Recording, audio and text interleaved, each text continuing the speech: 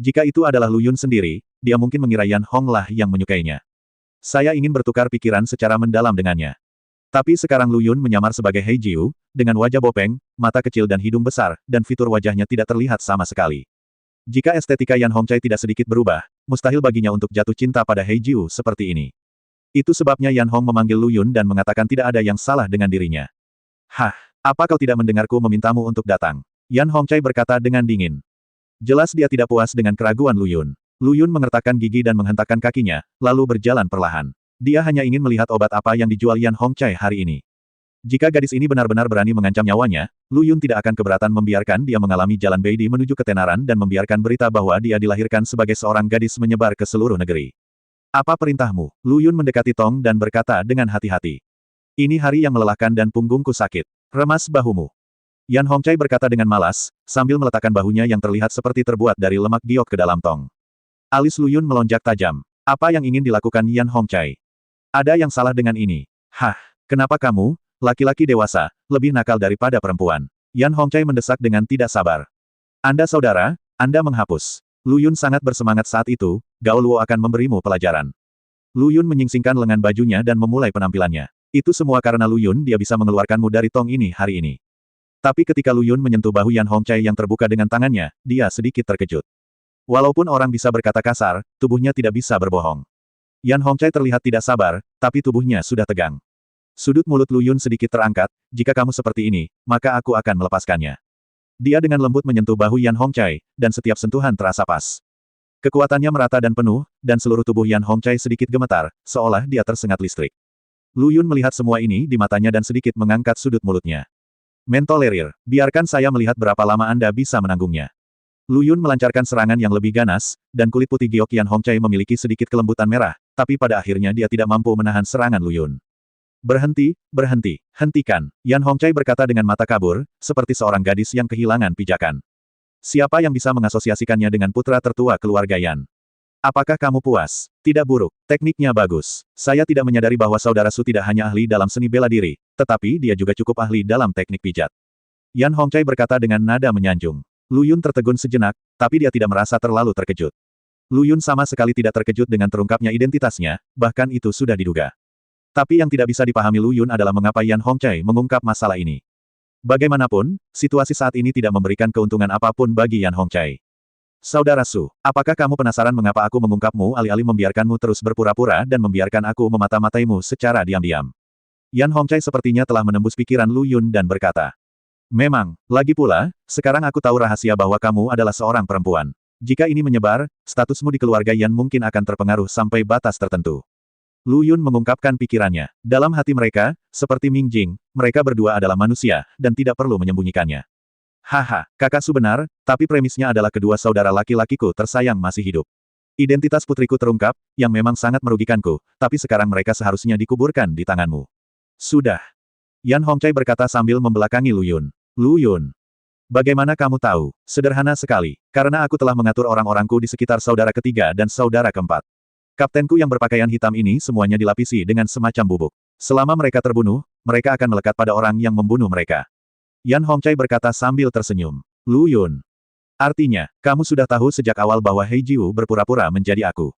Yan Hongchai mengangguk, itu benar. Jika tidak, jika menurutmu seorang pelayan mengetahui rahasiaku, apakah aku masih akan memberinya kesempatan untuk berdalih?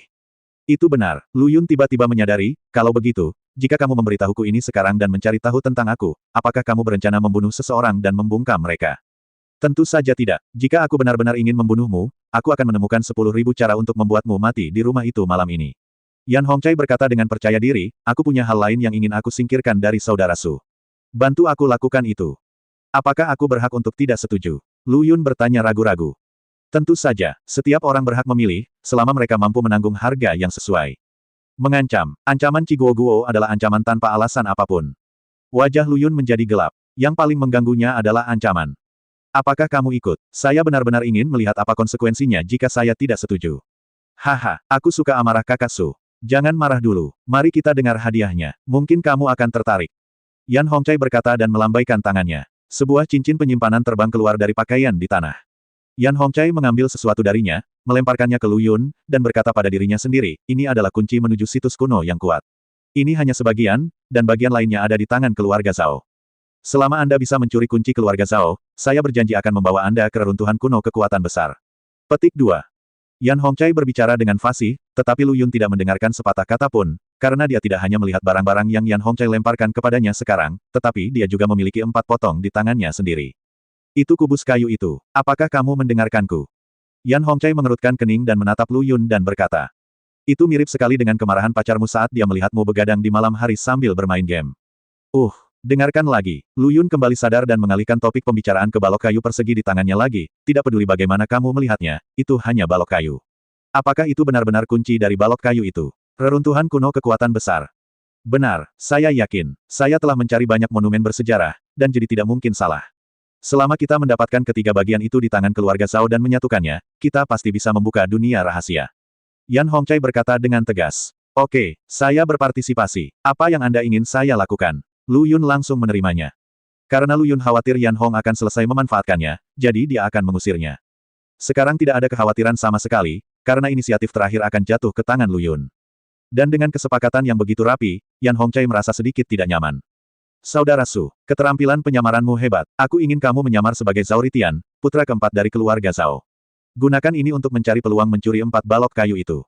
Kata Yan Hongchai, saya pandai menyamar, tapi masalahnya adalah bagaimana cara saya mendekati Zhao Ritian, dan bagaimana cara mengubah keadaan tanpa ketahuan.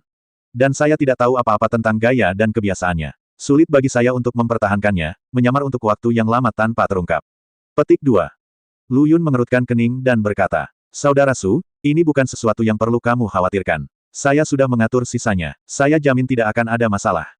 Yan Hongchai berkata dengan percaya diri. Tidak, kakak, kakak, jangan ribut. Kamu harus menjelaskannya. Jika kamu gagal dalam misi, kamu masih bisa menggantinya, tapi nyawaku yang dipertaruhkan.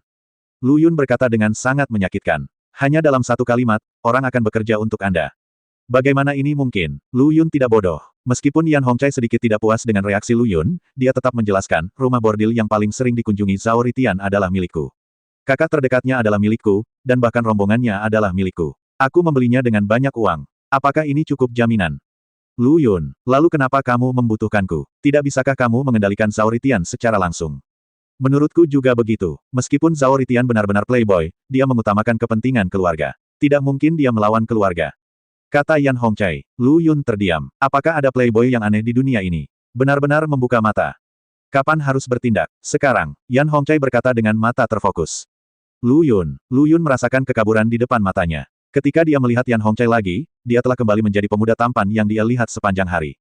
Bahkan suaranya pun berubah. Ayo pergi, sudah terlambat. Kemana harus pergi? Lu Yun bertanya. Kakak mengajakmu mengunjungi rumah bordil. Yan Hongchai berkata sambil tersenyum. Lu Yun.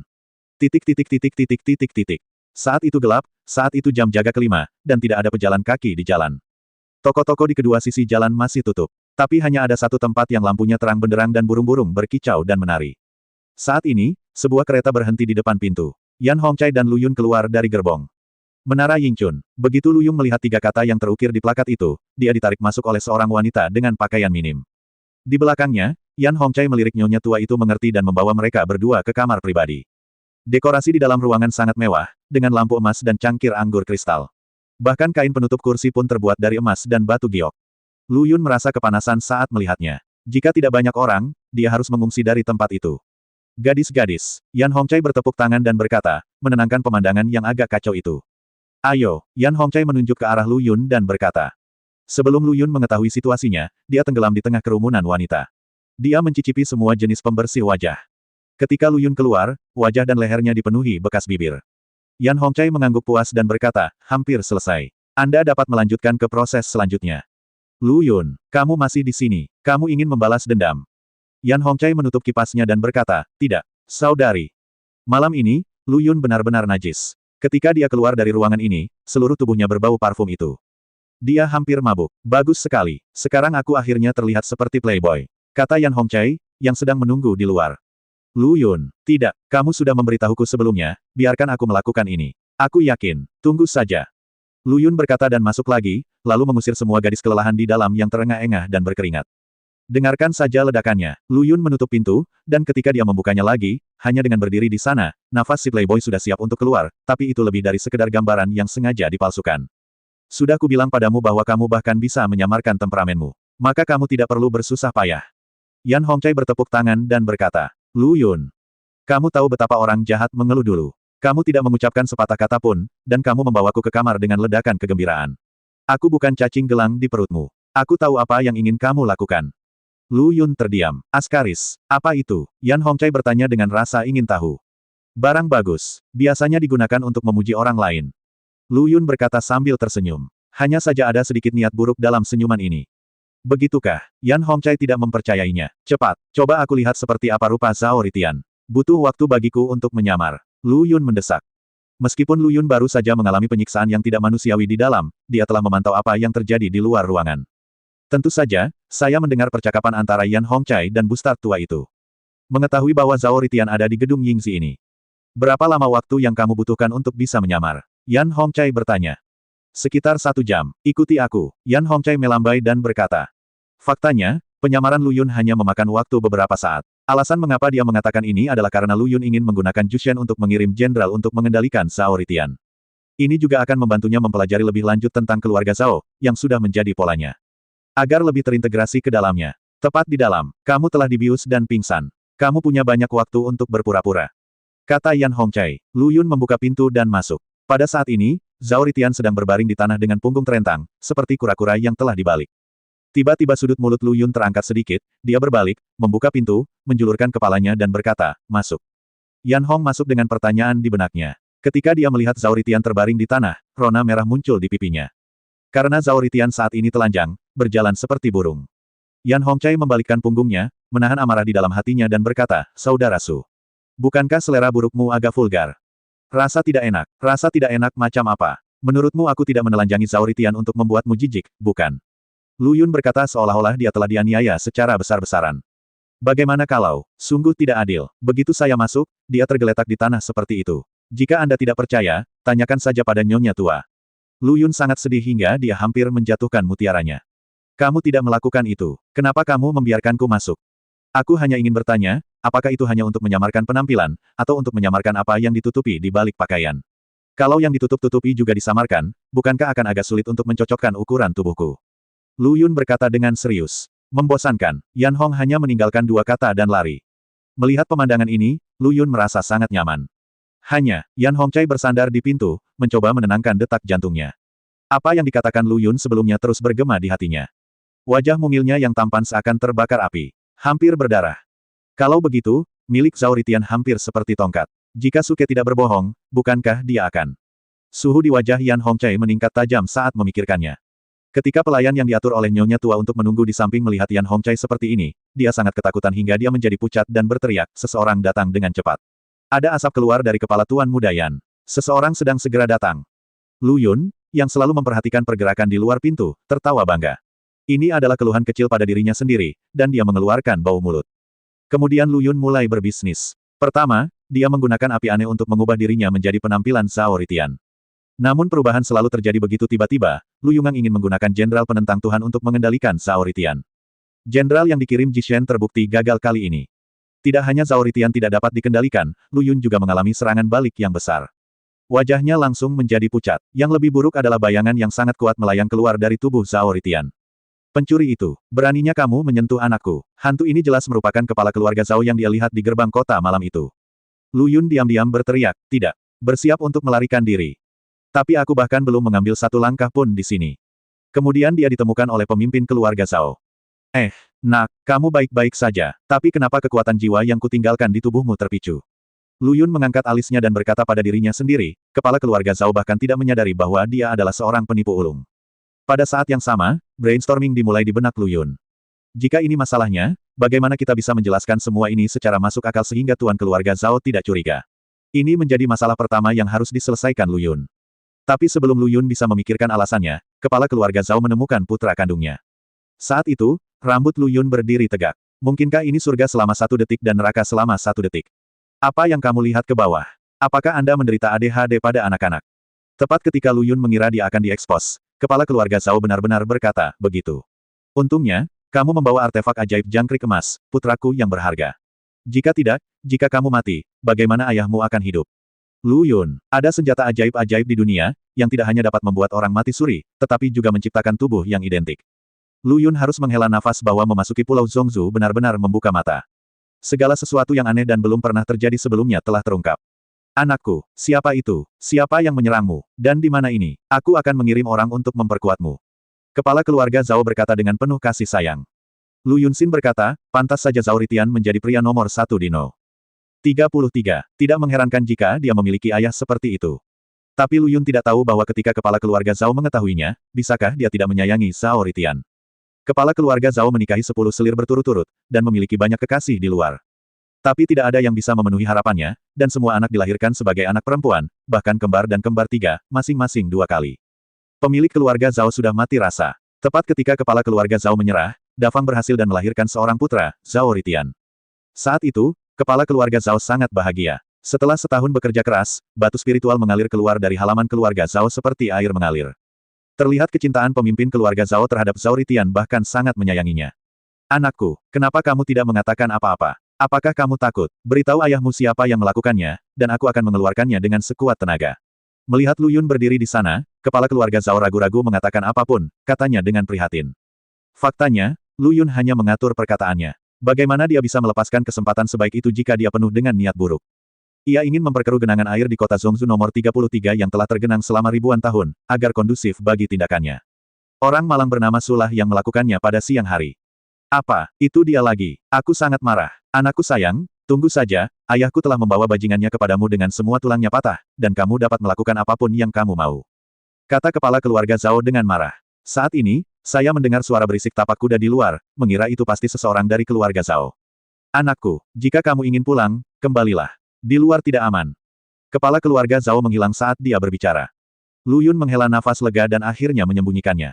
Pada saat ini, Yan Hong membuka pintu dan masuk, berkata, apakah kamu sudah melakukannya? Keluarga Zhao tidak tahu apa yang terjadi. Mereka mengirim seseorang ke sini saat ini. Demi privasi para tamu, ketika gedung Yingzi dibangun, baik kayu maupun kertas jendela diproses secara khusus untuk melindungi jiwa. Jadi meskipun Yan Hongcai berdiri di luar pintu, dia tidak tahu apa yang terjadi di dalam. Tentu saja, ini tidak sepenuhnya aman. Bagaimanapun, kayu yang diproses secara khusus ini hanya berperan dalam melindungi jiwa, tetapi tidak dapat benar-benar mengisolasi jiwa. Jika seseorang yang berminat memang ingin mengungkit kenyamanan, selama jiwanya cukup kuat, ia tetap bisa melakukannya. Ini juga alasan mengapa Lu Yun baru saja bisa mendengar percakapan di luar ruangan. Selesai. Tapi sesuatu yang tidak terduga terjadi. Lu Yun menjelaskan apa yang baru saja terjadi dengan singkat dan padat. Namun banyak tempat yang telah diubah. Walaupun arti umumnya sama, banyak alasan yang diubah, untuk menghilangkan dirinya dari masalah ini. Mirip dengan alasan terpicunya jiwa keluarga Zhao, Lu Yun memberikan penjelasan bahwa Anda telah menggunakan obat tersebut, yang menyebabkan serangan jantung Zhao Ritian, meskipun itu tidak masuk akal. Tapi sekarang, orang-orang dari keluarga Zhao sudah memasuki gedung, dan Yan Hongcai tidak punya waktu untuk memikirkannya. Penjelasan yang diberikan oleh Lu Yun adalah bahwa kepala keluarga Zhao melihat pakaian yang dia lepas di tanah untuk menyamar dan dapat menebaknya. Lagi pula, Lu Yun mengenakan pakaian yang sama di luar gerbang kota kemarin. Kamu berusaha sekuat tenaga untuk menghadapi keluarga Zhao dan menarik perhatian mereka, agar aku bisa bergerak lebih mudah. Lu Yun akhirnya berkata. Baiklah, serahkan ini padaku. Yan Hongcai selalu merasa ada yang salah dengan apa yang baru saja dikatakan Lu Yun, tapi dia tidak dapat menemukan masalahnya di seluruh artikel. Pada saat ini, penjaga keluarga Zhao telah menerobos penghalang bustar tua itu dan datang ke pintu. Sebelum mereka sempat membuka pintu, pintunya terbuka dengan sendirinya.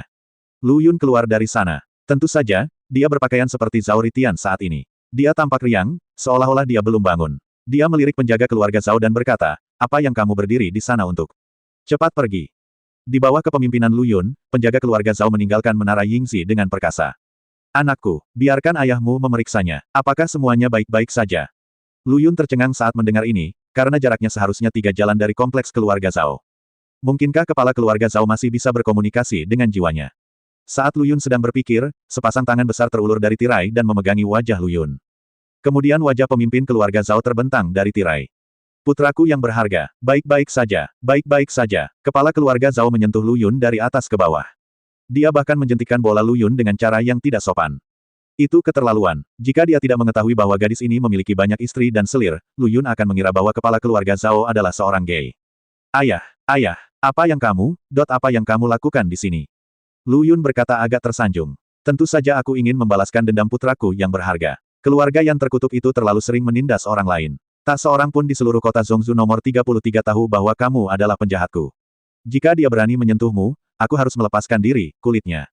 Teriak kepala keluarga Zhao. Lu Yun tersentuh sekaligus malu ketika mendengar ini. Saya sangat tersentuh karena ini adalah cinta kebapaan. Hal yang aneh adalah Lu Yun sendiri adalah dalang semua ini, dan dialah yang akan dikupas kulitnya oleh kepala keluarga Zhao. Anakku sayang, kamu pulang dulu dan istirahat yang baik. Tunggu sampai ayah menangkap bocah cilik bernama Su itu untuk kamu tangani. Saat dia mengatakan ini, kepala keluarga Zhao turun dari kursi sedan, memimpin sekelompok penjaga keluarga Zhao, dan langsung menuju ke keluarga Yan. Lu Yun merasakannya dengan kesadaran spiritualnya dan terkejut dengan barisan mewahnya. Menghitung kepala keluarga Zhao, ada total 12 orang kuat di alam abadi emas dalam grup, 9 di antaranya adalah alam abadi emas palsu, dan 3 sisanya adalah alam abadi emas asli. Ini ditakdirkan menjadi malam tanpa tidur bagi keluarga Yan malam ini. Namun, Lu Yun tidak berniat ikut bersenang-senang. Meskipun kekuatan sejatinya saat ini tidak melawan negeri dongeng emas, dia bahkan dapat menghadapi negeri dongeng emas palsu secara langsung dengan tubuh fisiknya yang kuat dan kemauan pedang yang tegas, dan dia dapat mundur tanpa cedera dari negeri dongeng emas yang asli. Tapi bagaimanapun juga, mereka lemah dan lemah. Begitu mereka terlibat dalam pertarungan antara keluarga besar ini, mereka hanya akan dikalahkan secara pasif. Meskipun identitasnya saat ini adalah Zhao Ritian, putra keempat dari keluarga Zhao dan orang kepercayaan kepala keluarga Zhao. Tapi identitas ini diberikan kepadanya oleh Yan Hongcai. Jika dia benar-benar didorong ke dalam suatu situasi, bukan tidak mungkin dia mengungkapkan dirinya. Lu Yun masih harus berhati-hati. Hal terbaik untuk dilakukan adalah mengikuti sedan itu kembali ke kompleks keluarga Zhao, dan Anda juga bisa tidur nyenyak, jadi mengapa tidak? Tapi Lu Yun sepertinya lupa bahwa Song Yuntian masih berada di ruang Flame Mountain miliknya. Selama Song Yuntian ada di sini, rencananya tidak akan pernah berhasil. Bahkan sebelum jalan itu selesai, beberapa bayangan hitam menghalangi jalan sedan itu. Siapa kamu? Panti jompo keluarga Zhao mengepung sedan itu, dan mereka semua memandang keempat pria berbaju hitam di depan mereka dengan ekspresi waspada. Apakah kamu tidak tahu siapa yang ada di dalam sedan ini? Jika kamu bijaksana, minggirlah. Lu Yun, dia menjulurkan kepalanya, memandang keempat pria berbaju hitam, memamerkan giginya, dan berkata bahwa dia akan mengeluarkan Song Yuntian dari ruang Flame Mountain besok apapun yang terjadi, dan mengirimnya jauh. Khasiat pensil alis ini sungguh membuat Lu Yun gila.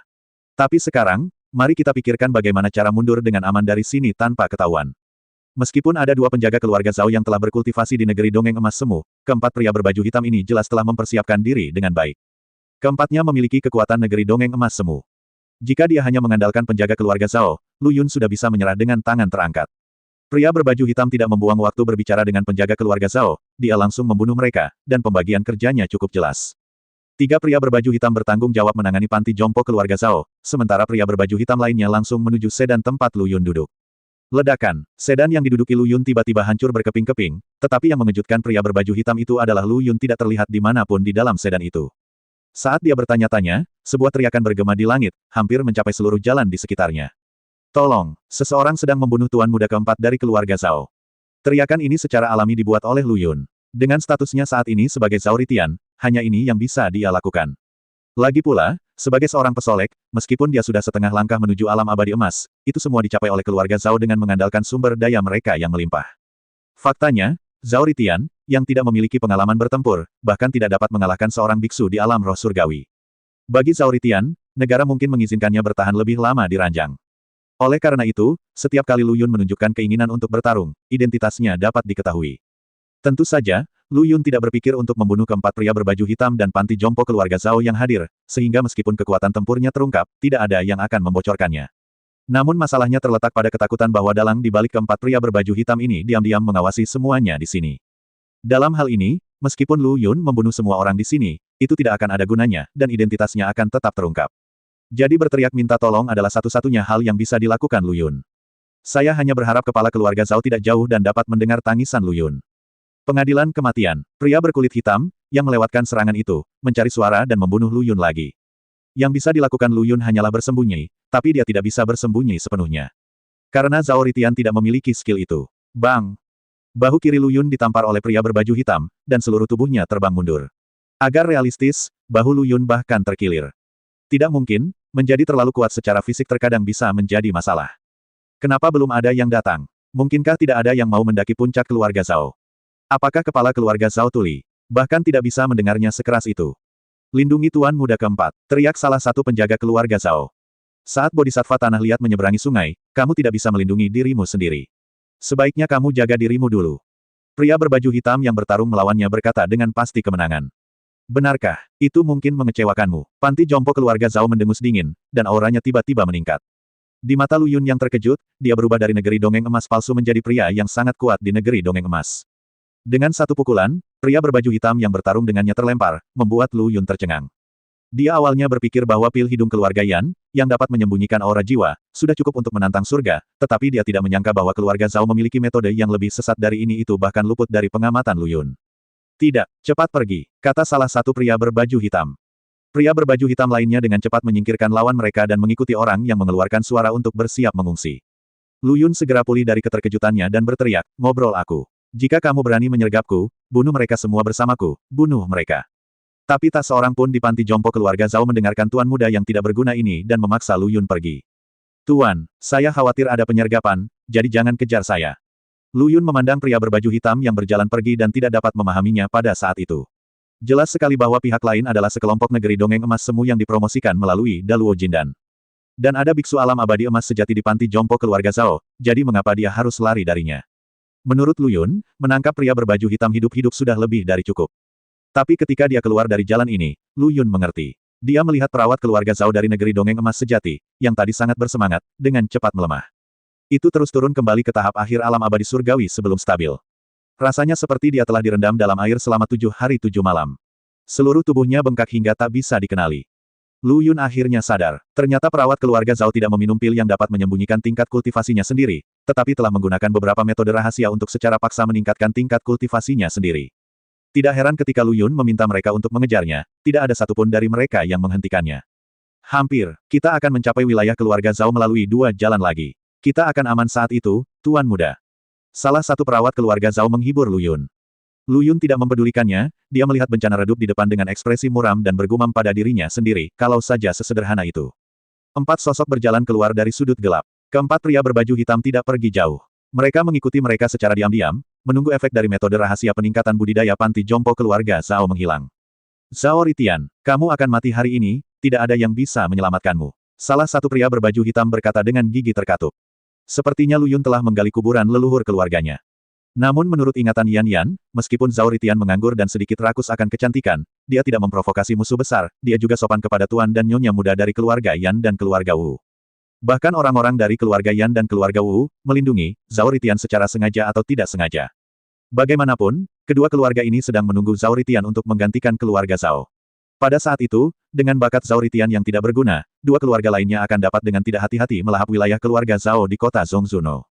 33. Memikirkan hal ini, Lu Yunren tercengang. Jika kita mengesampingkan kemungkinan bahwa keluarga Yan dan keluarga Wu yang melakukannya. Dari kekuatan yang dapat mengirim 4 negeri ajaib emas semu sekaligus, hanya ada satu yang tersisa, keluarga Zhao. Memikirkan hal ini, Lu Yun tercengang.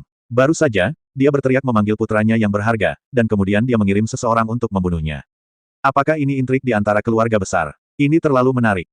Tuan muda keempat, ayo kita tahan mereka. Kamu cepat. Kamu akan aman setelah melintasi 2 jalan ini. Salah satu perawat keluarga Zhao mengatakan ini dan berdiri di depan Lu Yun. Lu Yun terkekeh. Jika itu terjadi sebelumnya, dia mungkin akan mempercayainya. Sekarang setelah saya kembali ke rumah Zhao, saya khawatir saya akan jatuh ke dalam perangkap. Pertarungan cepat, jangan biarkan mereka menggunakan metode rahasia lagi. Memimpin dalam melancarkan serangan, staf perawat keluarga Zhao bergegas maju satu persatu tanpa takut mati, sementara Lu Yun berlari di belakangnya. Pada akhirnya, Anda tetap harus mengandalkan diri sendiri. Lu Yun berjalan di tikungan dan langsung mengubah dirinya menjadi Song Yuntian dengan api yang aneh. Saat ini, pria berbaju hitam yang mengejar Lu Yun baru saja berbelok di tikungan. Hah, pria berbaju hitam itu melihat sekeliling dan sedikit terkejut karena dia tidak menemukan Zhao Ritian. Dimanapun matanya memandang, yang ada hanya Song Yuntian. Nak, apakah kamu melihat kemana perginya orang yang baru saja berlari itu? Pria berbaju hitam memandang Lu Yun dan bertanya. Di sana, Lu Yun menunjuk ke tembok tinggi di samping dan berkata, tetapi begitu pria berbaju hitam itu bergerak, Lu Yun segera mengubah nadanya dan menunjuk ke belakangnya dan berkata, tidak. Sepertinya ada di sini. Pria berbaju hitam tidak bisa berkata-kata dan menatap Lu Yun dengan tidak senang, lalu mengubah arah dan hendak mengejarnya. Lalu aku mendengar suara Lu Yun lagi, tidak. Sepertinya di sini. Saat itu, pria berbaju hitam menjadi marah, apakah kamu dengan tulus menggodaku? Aku lelah sekali hidup. Karena itu, dia bergegas menuju Lu Yun untuk membunuhnya. Lu Yun tertawa dan berkata, kamu akhirnya mengatasi kebosananmu. Menghadapi serangan yang mengancam, Lu Yun tidak menyerah sama sekali, dia mengepalkan tangan kirinya dan bertabrakan dengan lawannya. Dengarkan saja ledakannya, bagaimana bisa? Ini, tidak mungkin. Pria berbaju hitam tidak tahu mengapa seseorang di puncak alam surgawi bisa bersaing dengan atau bahkan menghancurkannya dalam hal kekuatan. Turun dan tanyakan pada Tuan Yama dan kamu akan tahu. Derak maut terdengar di telinganya. Pria bermata hitam itu melebar, dan tinjunya, seperti bola timah, langsung mengenai wajah pria berbaju hitam itu. Ledakan. Kepala pria berbaju hitam itu meledak di tempat, dan otaknya bercampur darah berceceran di lantai. Setelah mendengar teriakan tersebut, perawat keluarga Zhao dan pria berbaju hitam memiliki dua suasana hati yang sangat berbeda. Panti jompo keluarga Zhao telah berakhir. Tuan muda keempat telah meninggal. Mereka juga harus dikuburkan bersamanya. Tiga pria berbaju hitam yang tersisa, binatang itu akhirnya mati, misinya selesai. Anda dapat kembali untuk menerima hadiah. Misi selesai, mundur, kata pemimpin pria berbaju hitam. Dua pria berbaju hitam lainnya dengan cepat menyingkirkan penjaga keluarga Zhao yang berkelahi dengan mereka, tetapi tidak ada tanda-tanda ada teman lain di sekitar. Jangan konfirmasi, cepat pergi, sudah terlambat. Desak pemimpin pria berbaju hitam, jelas tidak puas dengan pria berbaju hitam yang dikirim untuk membunuh Zhao Ritian. Namun yang tidak diketahui oleh pemimpin pria berbaju hitam adalah bahwa pria berbaju hitam telah membantu mereka menjelajahi jalan menuju Istana Neraka. Tik-tok, tik-tok. Lu Yun, berlumuran darah dan materi otak, berjalan keluar dari sudut dan mengejutkan semua orang yang hadir. Siapa dia? Di mana putra keempat kita? Ini adalah pemikiran pertama di benak semua panti jompo keluarga Zhao. Siapa dia? Di mana rekan kita? Ini adalah pemikiran di benak tiga pria berbaju hitam lainnya. Lu Yun menyeka noda di wajahnya, memandang ketiga pria berbaju hitam lainnya, dan berkata, di siang hari bolong, dunia cerah. Beraninya kamu melakukan tindakan tercela seperti itu, sungguh menjijikkan. Saya tidak memiliki kebenaran hari ini. Song Yuntian akan membunuhmu bajingan atas nama Tian Xingdao.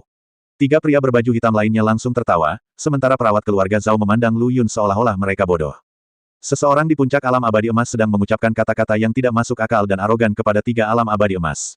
Meskipun ketiga orang ini semuanya adalah alam abadi emas palsu, mereka bukanlah sesuatu yang dapat Anda, sebagai alam abadi surgawi kecil, sentuh. Abaikan orang bodoh ini. Dia sengaja menunda waktu. Ayo cepat pergi, kata pemimpin berbaju hitam. Tapi sebelum dia bisa bergerak, sebuah bayangan muncul di depannya.